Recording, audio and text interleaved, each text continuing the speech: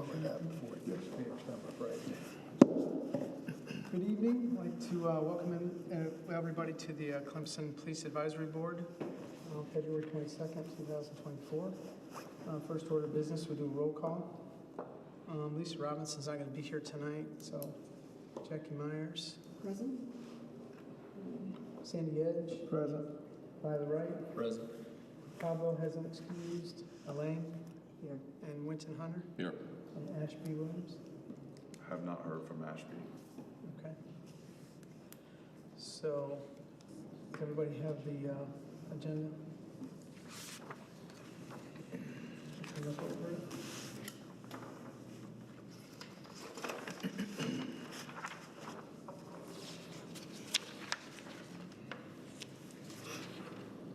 Do we have approval for the agenda? Motion to approve the agenda? A second. Good. Any objections to approving the agenda? I'm helping the chair out here. Thank you. Any objections? None for me. Okay.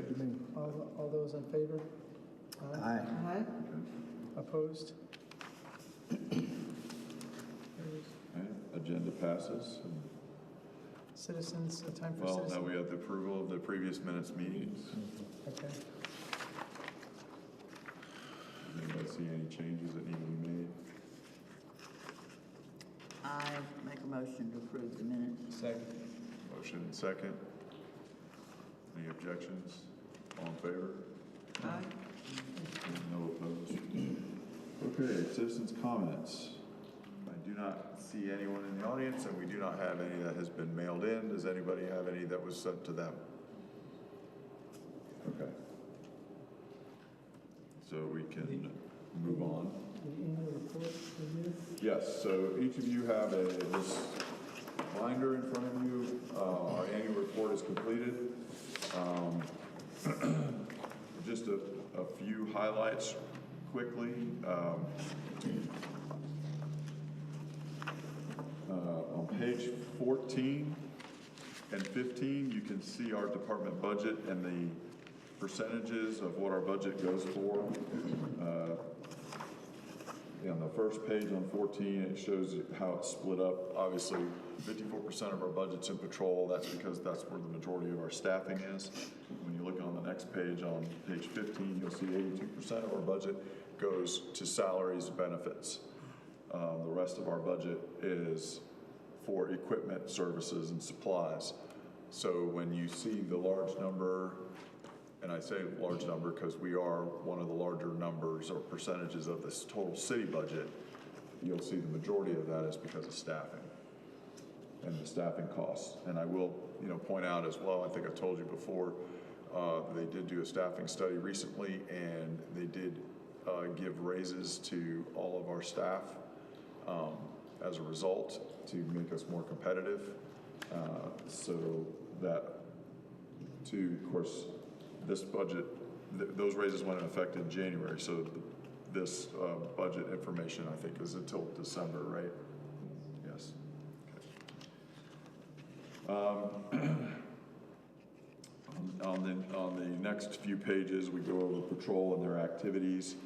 One of the things you'll see on page 17 is the number of incidences that we have responded to this year as opposed to last year. And you see a lot of negative numbers there. So we didn't have as many as we did in the previous year. Is this because the increase in personnel? I don't have enough information to identify why that is.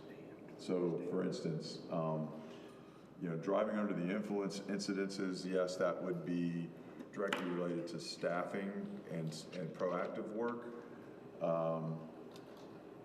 Drug and narcotics violations would be all of that. But if you look at, let's see, stolen property, things that are not proactive, robberies, those types of things, that's not from us initiating anything. That's stuff that's reported to us after the fact. And all of that is down as well. One thing I mentioned in my letter in the beginning is if you look at SLED's annual report, crime is down across the state. Now, violent crime is up, but overall crime is down. So we're lucky that we don't have a lot of violent crime incidences. That we did have a homicide last year, so that would be a violent crime incident, but the trend is similar to what's going on across the state. What's going on with fraud? There's no negative or positive next to it. Fraud is, it looks like it's up 12 from the previous year. So that's positive. Yeah. If it doesn't have a negative in front of it, it's a positive. I think it's interesting that the animal complaints are up. Yeah, I was gonna ask Really? about that. Is that because we have more students with them, more pets? I don't know if it's that as much as people are a little more aware of what our ordinances are and file complaints accordingly. I haven't seen any, I can't say that. I know of a handful of charges that have resulted in neglect or abandonment, but I don't recall seeing any charges directly related to like the new ordinances that went into effect regarding leash law violations. We've got complaints, but we haven't found anyone in violation. Where did the dogs go when they, for the neglect cases? Did they go to Oklahoma? No, they go to Pickens County Animal Control. Okay. On page 18, the total number of tickets issued versus the number of stops that were conducted. And just a reminder, any traffic stop that we do by state law, we have to, if we don't document it by issuing a ticket, we have to do a warning citation. So all of those are recorded as to why people are stopped and other demographic information. Okay. So the next, Sorry, I keep asking all these questions. I'll shut up. so the next couple of pages, you'll see that breakdown. So the first one on page 19 is the breakdown of the demographics on the warnings that were issued. And on page 20, the actual citations that were issued and the percentages of male, female, Hispanic, white, black, gives you those percentages. The following pages are our vehicle pursuits and our use of force statistics and how many we were involved in and what the results were and what they were, what type of call the officer was responding to or dealing with when those incidents occurred. It continues to go on. We do a lot of breakdown as to the demographics of the individual that we used force against, to include what their age ranges are, their race, their sex. We go on to traffic collision reports and fatalities. We had no fatalities in 2023. And then we go into support services, our investigations, how many cases our detectives worked, how many they cleared, the calls for service that are received through our communication center, how many are calls for service and how many are 911 calls. We then move into our detention center. As you remember, we not only hold our arrestees at our jail, but we also do the university's arrestees. So some of these statistics are the prisoners that the university has brought us. And then we go into definitions, and then in the appendix in the back, we have more numbers if you're interested in. We put our statistics.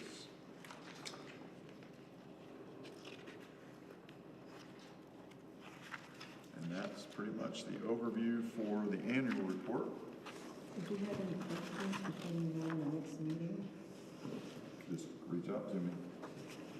send me something. Move on to the department status. So we have just two of our officers just returned from the academy. They graduated. One actually received the highest marksmanship award for his class. The class is made up of 20 to 30 students. I don't know the exact numbers, so he beat them all out in that class. They're from all over the state. We have a conditional job offer for someone, or for two more officers. They're finishing up their backgrounds, medical and such, to fill the two vacancies. And I anticipate having a vacancy coming open here shortly, but I think we already have a hiring process in place to fill that vacancy as well. The Communications Center has a vacancy, but we have a conditional job offer there for that position to be filled. Because one of our dispatchers is being promoted to police officer and will go through the academy. So that will create a vacancy, and that will be the person that we can give a conditional job offer to. Other than that, we're doing well. One thing I'll add that may have on their minds, I know it was put out there, we had a vehicle crash that occurred a couple of weekends ago with one of our vehicles. Our officers, using our automatic license plate reader system, got an alert of a stolen vehicle that came in from Greenville. And they tried to stop the vehicle. The vehicle fled, so they chased it. And during the chase, one of the officers hit a patch of water in the road. It was raining, went off the road, hit a tree, totaled the car. It was a pretty significant crash. The engine came out of the car. He hit the tree so hard. But he's got minor injuries. He's fine. Very lucky. I know that our staff is still reviewing it. Highway Patrol came and worked it, so they investigated the crash, and now we're doing our internal investigation on that as well.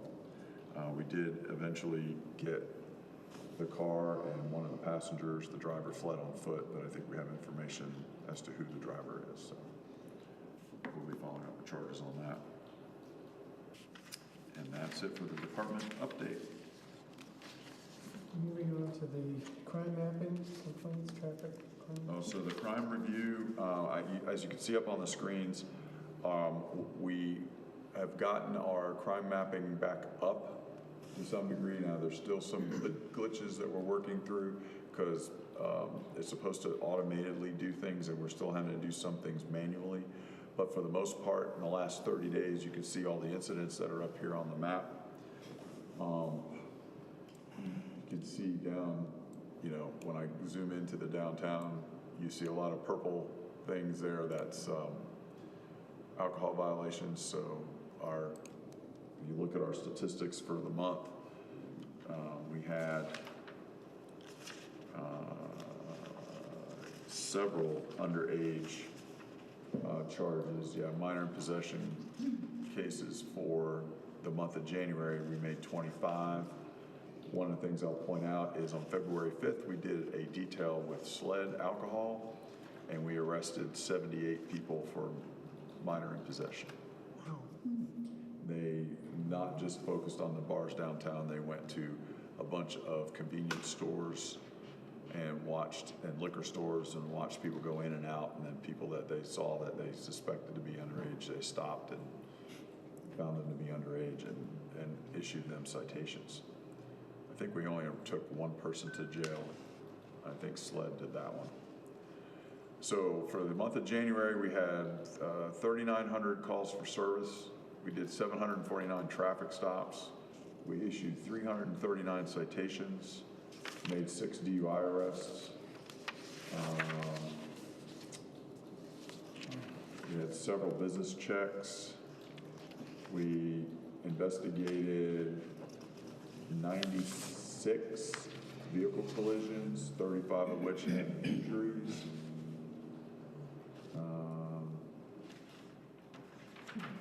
As far as our crime stats that were reported, we had a rape case reported, 3 aggravated assaults, 1 burglary, 1 motor vehicle theft, 12 larcenies, 1 theft from a vehicle, 7 narcotics arrests. We had 2 charged for animal cruelty, which that's the abandonment case I was talking about. In that case, the defendants left a dog in a kennel in an apartment and had not been at the apartment for over a month. And the staff at the apartment complex had been going there for other maintenance reasons and found the animal in the cage in very poor conditions, so they were charged.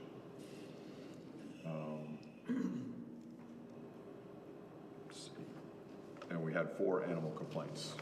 Since you So mentioned that case would have gone, I mean, those dogs would have gone to Pickens County? Correct. How long does Pickens County hold those animals? That's the big issue we're trying to, It depends. yeah. I know that they don't like housing them for long periods of time because of the cost of feeding them and those types of things. It's a kill shelter. Yeah, and I know that a lot of nonprofits try to take over, get those dogs, and it's not fair to them. Yeah, I know in this case, the people at the apartment complex were willing to take possession of the dogs, but I don't know if they were in communication with the shelter to see if they would be the ones that would foster them or something after they held on to them. That's good. So I am assuming that's the case, but I don't know the status of that. When I asked where the dogs go, because when I used to foster dogs to train them for veterans, I would often go there to find dogs for veterans, to train them to be service dogs. And I found out that that was a kill shelter, so I tried to go there to get the dogs so that they wouldn't be on the, that's why I asked where did they go. It's good to know, because I'd like to talk to you about that sometime. Sure. I was going to ask another thing about, the reason why you're getting a lot more calls about the dogs is because a lot of the kids on campus are getting service animals.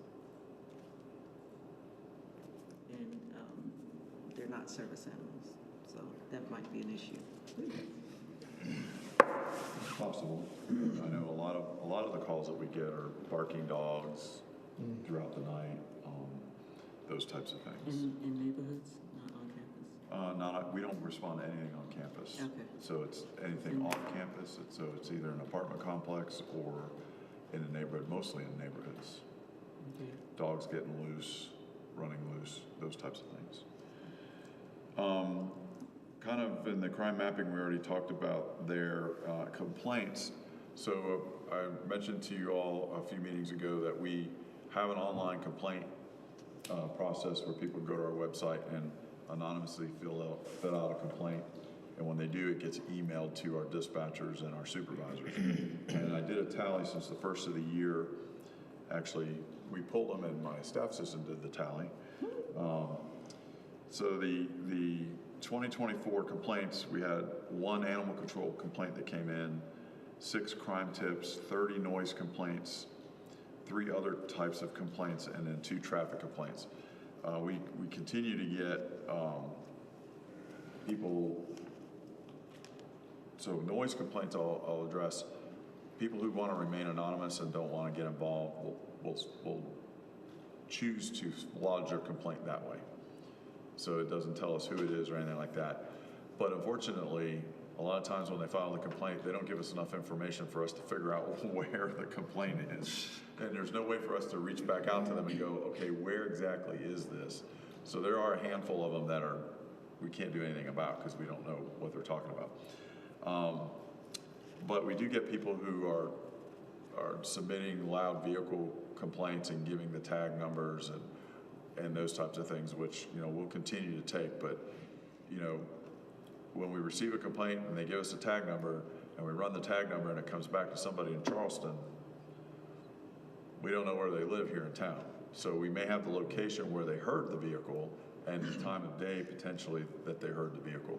So unless that's a routine route for that vehicle to go through, that might be the only way we can identify the vehicle. But if it's a local address, then there's stuff that we can follow up on. But a lot of times the cars that you're hearing are students or people affiliated with the university, and their tags are registered outside of the city of Clemson. And usually far away from the city of Clemson, not Seneca or 6 Mile or something like that. So, but we do get a handful of those. So it is possible to call in if you have a tag number or something. Well, they can lodge it online. That's probably the best way, because then it goes into a database. If you call in and you give the information, again, like we talked before, the officer has to observe the violation. So if there's an officer available, they can respond. They'll try to, but if they get there in time and find them, it's a low probability. Let's see. That pretty much.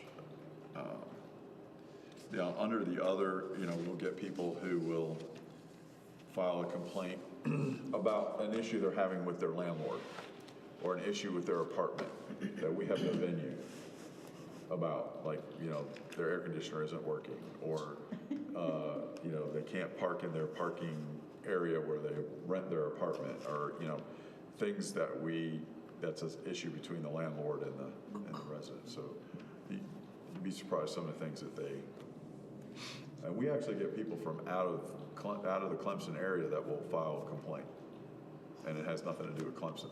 And so, but anyway, so that's it for the review. Any questions? No? You were talking about the drug issue last time, that they had seized a large amount of drugs in the area. How is that going? Are we still dealing with that, or? Well, the case is still ongoing. I believe you're referring to the one that was selling drugs on, I think it was on Freedom Drive. Mm-hmm. He's no longer here in Clemson. He went back to where he was from, mm-hmm. and I know the case is ongoing. But as far as his drug dealing, we're not dealing with it because he's not in Clemson anymore. And considering the information that we had from the parents and all that kind of stuff, I doubt he's still engaging in that activity. Is it something that is reaching high schools, middle schools? Well, drug dealing in general, probably, especially when you're talking about marijuana and those types of things. I mean, we have several cases that we're working. As a matter of fact, I'm in the process of trying to apply for a grant through the federal government right now to get a second narcotics investigator, because my current narcotics investigator is buried.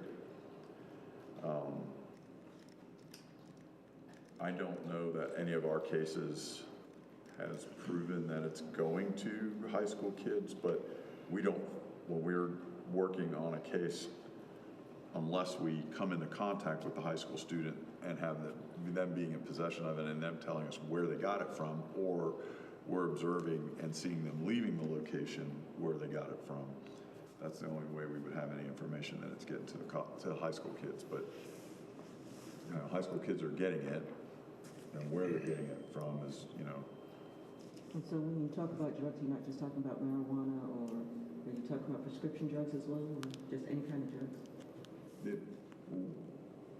With all of the above, but most of what we see is the illicit drugs. We sometimes see prescription drugs. In this particular case that we talked about on Freedom Drive, there was a large amount of Adderall that we had there, but we were told that it was the person who was selling everything's Adderall, that he was prescribed that. Now, whether he was selling it or not, we don't know, because what brought our attention to him wasn't Adderall, it was other stuff. Most of what we see, it's college kids or college age kids that are engaged in that, and then the harder stuff like meth, those are people that are not affiliated with the university, and they're coming from other areas, small pockets within Clemson. we'll see people who use fentanyl and or methamphetamine. What is the area of concern where you see most of the suspicious drug activity with the college kids happening? It's all over. I mean, it depends on what grabs our attention. We have cases that are in regular apartment complexes. We have cases that are in lower income areas of town, off of Old Central, and we have cases off of 93. So it just depends on where they set up shop. Just one question. Thank you. Okay. Any other questions? One question. Are squatters a law enforcement issue here in South Carolina, or is it judicial? I mean, through courts? If I come home, a squatter's Squatter. Yes, Okay. sir. So it depends. If the squatter is trying to establish residency, it may be a situation where you would have to get the courts involved to have them removed. But if they are trespassing, then the landowner has to work with law enforcement to have them removed. So I know of a couple of properties right now where there are some homeless people who are frequenting and they're probably squatting, but it's an absentee landowner, and we're trying to get in touch with the landowner to get the proper paperwork so that we can enforce trespass on the property. Have we seen an increase on homeless in this city? I think it's consistent. When it gets really cold, we see less numbers because they're looking for shelter. But once it starts to warm up, then we start seeing them pop back up again. And, you know, in talking with them, the ones that we see here in Clemson are the ones that don't want to go to the shelters or don't want to follow the rules of the shelters. We had an encampment that was right off of Abernathy Park at the end, right on the lake, that we had to break up. I think that person is still in town, so where they moved to, I'm not sure. We see them regularly around Abernathy Park. And we've seen some up and down 93. We see them at 93 and 123 standing there with a sign. People call us, want us to remove them. They're legally not in the roadway or anything like that. We can't remove them. And we can't kidnap them and take them somewhere they don't want to go. But I will say too, they're there because people are giving them stuff. If people weren't giving them stuff, they wouldn't be there. And I know that Karen Carter and other people that have different services out there for people like that will approach them and tell them that they have services at Clemson Community Care and other places, but they don't want to go over there and get that stuff. A lot of times they're just looking for the money. And that way they can buy what they want instead of other things. So it's an ongoing issue. Two down at Publix. Two usually hanging out down there, guy and a gal. There was a guy and a girl that was hanging out at Publix, but there's a church right there next to Publix, and there was a church member who was helping them out, and the church was allowing them to be there. And so they took advantage of that, and then I learned later that the person that was helping them out stopped helping them out because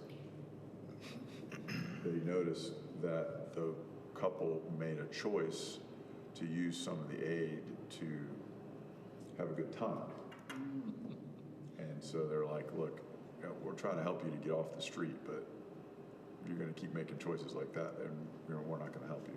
And that's why you see a lot of them on the street, because the shelters are there to help them, but they don't want to follow the rules. Like this one couple that I'm thinking about, they did not want to go to a shelter because they were a couple, and when you go to the shelter, they split the males and the females, and they didn't want to be split up. So they'd rather live on the street than be in the shelter. We had a problem at our church, which is in the county, and I called the sheriff finally, and he came and moved them off the property for several reasons. But anyway, he didn't want to go to the shelter because he didn't want to give up drinking alcohol. And some shelters have a no smoking policy, so if they smoke, even if they smoke cigarettes, and some of them say they can't go without a cigarette. So there's hurdles everywhere.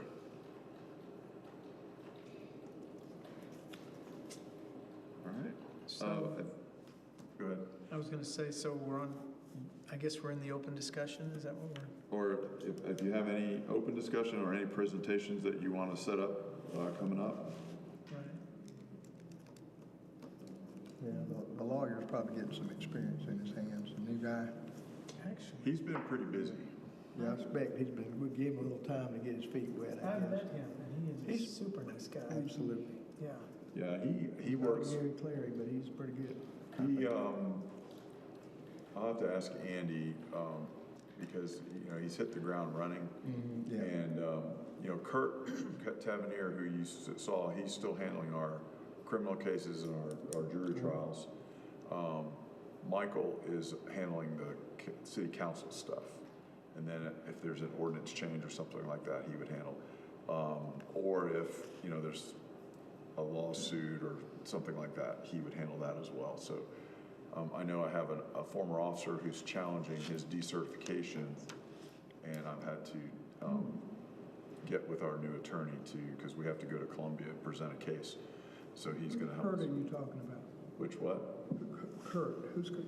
Kurt Tavernier is, Oh, I thought you were talking about Kurt Russell. no, Okay.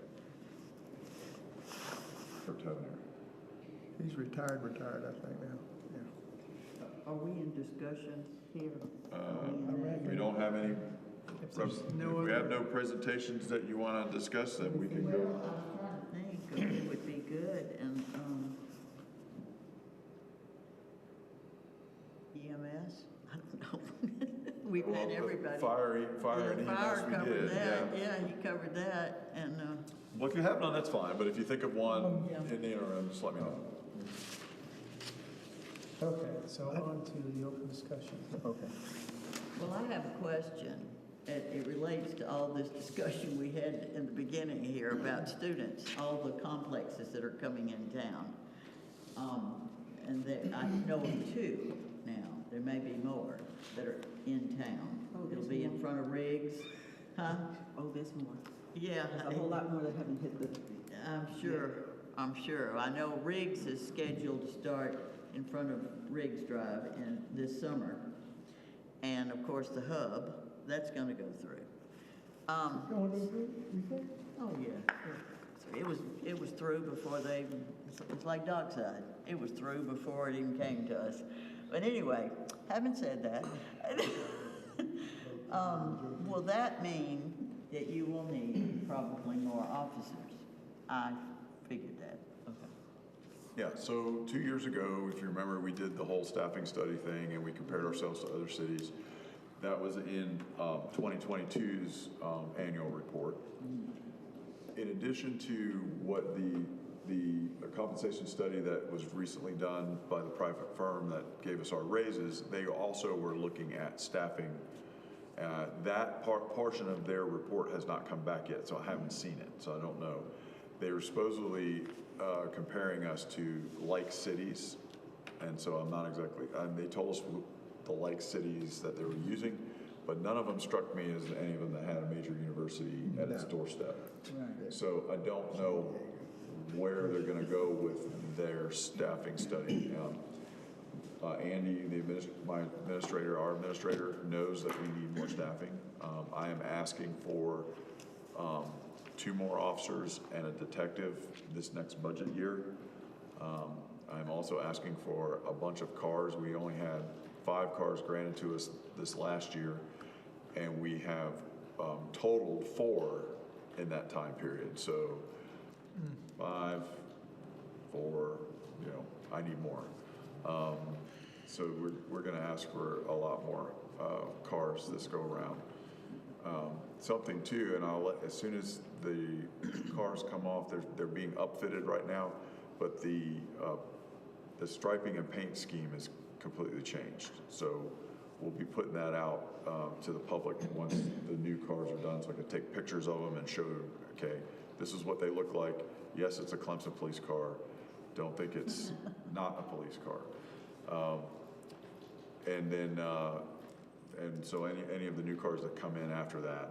And part of the things that we're doing too, in years past, they were taking equipment out of old cars and putting them in new cars to try to save money. Well, we're at the point where that equipment is too old and needs to be completely replaced. So that's something that we're doing with the new cars going forward.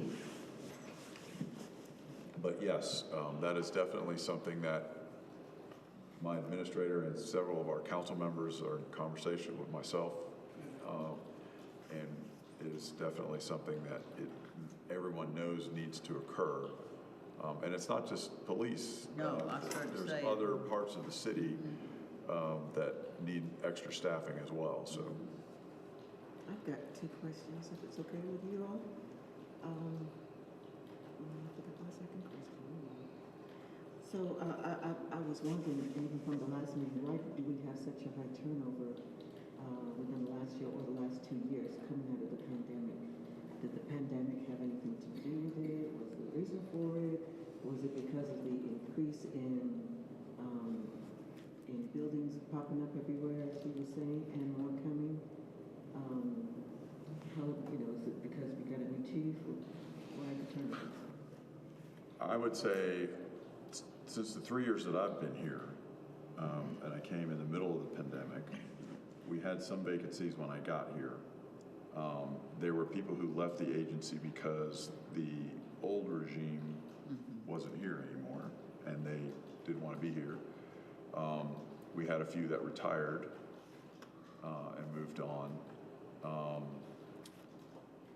Of the officers that left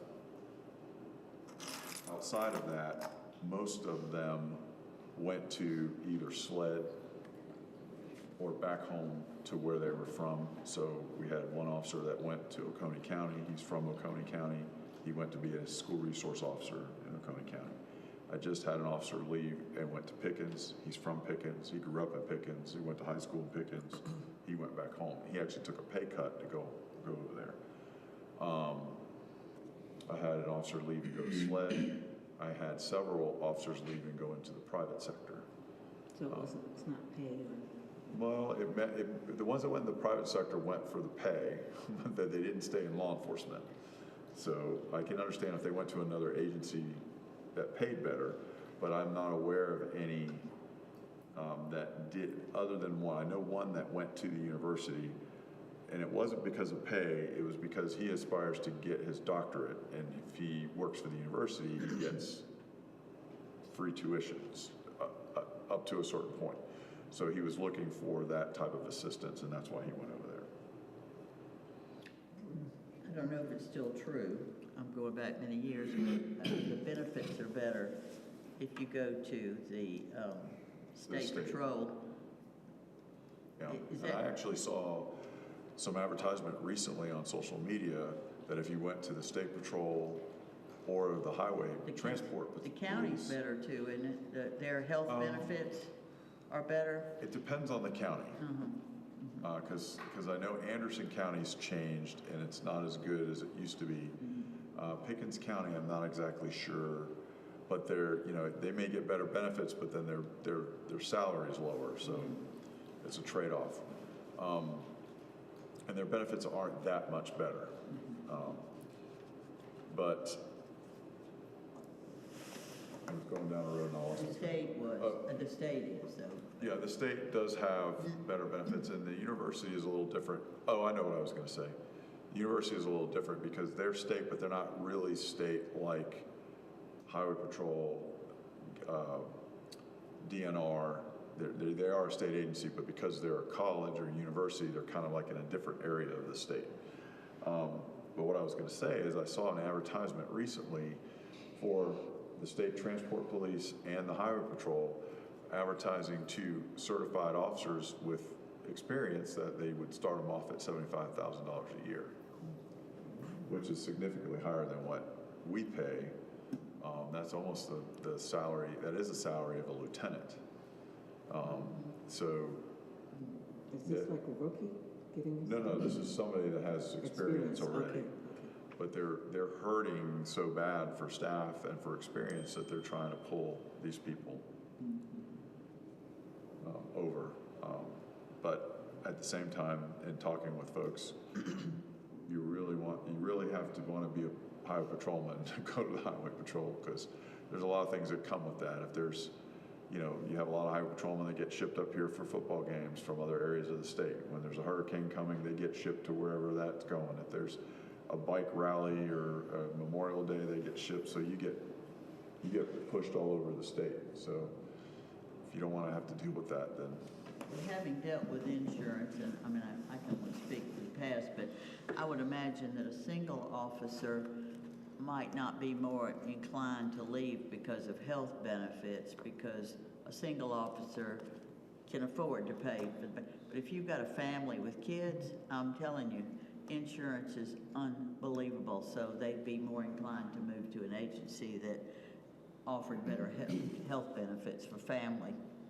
I mean, just looking at it from that way. Yeah, that is definitely something they look at. Chief, I had a question on, when we started talking about the pets and service animals, and you said something about it. The university, do they have many service dogs like that? Emotional support animals? And I didn't know, did I they can only allow go them? by what other people tell me. I have no You don't data have on no that. So information? my husband was part of drafting up the language for the service dogs on campus. And so because of the marked increase of service dogs that were on campus, some were legitimate, but a majority of them were not. And so they had to draft language. So yeah, there's a significant, and then going to the dog park on a regular basis as I do, especially when I'm fostering, I'm gonna get the dogs out there, get them used to other dogs. I saw a lot more students than when I first came in 2014. In the last 5 years, a lot more students With support animals? with support animals. Supposed support animals, yeah. Or just dogs in general, a lot. Yeah, a lot more. Yeah, there's so many more people that want dogs. They're just getting dogs. My friends, my roommate has 2 dogs. And I was an RA last year, and there were a lot, especially on the university side, there were a lot of not service animals, but emotional support animals. Threshold. Comfort. Yeah, and the university has certain rules, like service dogs. Obviously, like those apply to the federal laws. Like they go everywhere with you, whatever. Emotional support animals were not allowed to go anywhere outside of your dorm or apartment or whatever, like on campus and the outdoors. You can't take them to class? You can't go to class with them. You can't go into any university building other than the place that you live and outside. So yeah. Well, he said the operative word was supposed to. Yeah. I've seen, and I was on campus last night, and I saw a couple of dogs that were on campus. Well, I know people will definitely push the envelope, because when I was in Florida, we had people trying to get into football games with emotional support animals or service animals, snakes, lizards, things other than dogs. And they had to come up, the University Athletic Association had to come up with rules about it. I think the ADD just recognizes dogs. The Americans with Disability Act, 88, really just recognizes dogs from my reading of the law. Just really focuses on dogs right now, as far as service animals. I don't know about now, but back then it was hard to verify if the dog was actually properly certified, and how do you check for it, and how do you ask for it without getting sued? Yeah, there are things that you can say. There are things that you can ask. When you're dealing with a service dog, there are things that you can ask according to the ADA. This is from ADA. There are some things that you can't say or ask. Maybe that'd be something good to have somebody come in and speak on that. I'd be happy to. No, I'm just kidding. I can get somebody. Okay. Good. That would be I good. know airplanes certainly ask. Airplanes will ask you. If you got Now, people, I can get the guy that I work with, the person that I work with, service dogs for vets. I can get him Yeah. to come and talk. He's out of Greenville, but I can come get him to talk. I'm interested in that, service dogs for You gonna pets. get it done? And then I it thought can about help donating. you, I can give you some language of what Service dogs for your officers are allowed to ask as far as service animals. Because I had to give that same document, that same language to them all, because they had put the same issue with the campus that they were having on campus, and it says no dogs allowed unless they're service dogs. Can't do that, according to the ADA. You can't do that. You could put service animals, welcome, but you can't say no dogs allowed unless they're certified service animals. You can't do that. Interesting. I know, right? Really? Yeah. The ADA's website is very clear on these things. I know you've been looking at Yep. They were it. very, So, it spells it out very, Very they clear. were very specific whenever kids were moving in, what we were allowed to ask and You weren't email asked. the link to Asked them. if they can't- if they did. Thank you, Coach. But that's all the questions I have. Well, before we adjourn, I would like to thank everybody for coming. Maybe a quick, and it's kind of a sensitive question, but I'm gonna kind of throw it out there just amongst us for now. This is a public meeting and being recorded, but go ahead. Well, you know, with all this that's gonna happen downstream with traffic, that we keep hearing is coming. Okay, you're gonna ask for more funds. Of course, the traffic's still gonna be there. What the heck are we gonna do? I mean, there's no way you can do traffic flow out there with all these traffics and cars that are here. So what are we waiting on? We're gonna wait until it all gets out there, and then it's just gonna be Armageddon, I guess. But, and hopefully you're comfortable, and hopefully you're well in the loop, and I'm gonna say, I'm sure you are, Chief. You're well in the loop about all these things that are going on and what they say is happening. I know that we have at least quarterly meetings with the Department of Transportation. Okay. And a lot of what you're saying falls in their arena because the roads that we're talking about are state and federal roads. Now, we do have some control over our local roads, but you know, the two developments that we talked about earlier, the one on Kiwi Trail and the one on College Avenue, both of those roads are secondary state roads. So the DOT is the one that would have to figure that out. Could we ask DOT representative to come give us a little presentation? I don't know if they'll. Mind asking I don't know if questions? I will ask, but you know, I don't know how they navigate that. I don't know either, but I mean, it's just sitting around waiting for it to go poof. Excuse me, I don't want to get caught speeding. Okay. And the other thing we got, and God bless you. Leaving now. God bless you where you're at. The other thing too, I guess we got a new sheriff coming up, looks like. Looks like Rick is not running again. That is correct. Rick is not I running don't for know a lot re-election. about the other gentleman. I see a lot of signs. Yeah. Harrison, is it, or somebody? Here, something. Sheriff- Are we done so we can talk a little bit Sure. for 2 minutes? Well, he has to. Yeah, so can I have a motion to adjourn? Yes, sir. Second.